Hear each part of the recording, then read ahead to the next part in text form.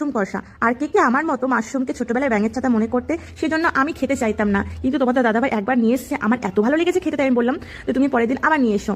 তো দেখো মাশরুমটা কতটা সুন্দর ফ্রেশ টাটকা।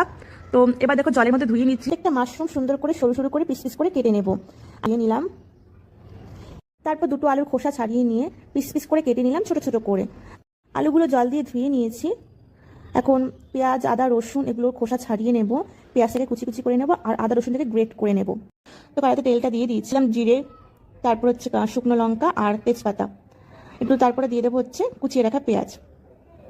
যে আদা রসুনগুলোকে গ্রেট করে রেখেছিলাম সেগুলো দিয়ে দিলাম, পরিমাণ মতো লবণ, হলুদ আর যাতে বেসিক মশলা হয় সেগুলো দিয়ে দিয়েছি। দেখো মশলাটা যখন একটু কষে কষে গেছে তখন দিয়ে দেবো হচ্ছে মাশরুমগুলো। এবার যখন একটু কষে আসবে তখন দিয়ে দেবো হচ্ছে কেটে রাখা আলুগুলো। তারপর মাশরুম আলুটাকে ভালো করে কষিয়ে নেবো, দিয়ে দেবো পরিমাণ মতো জল। তরকারিটা মাখা মাখা হয়ে গেছে, এবার লাস্টে দিয়ে দেবো গরম মশলা। তরকারিটা আমি নামিয়ে নিচ্ছি বাটি।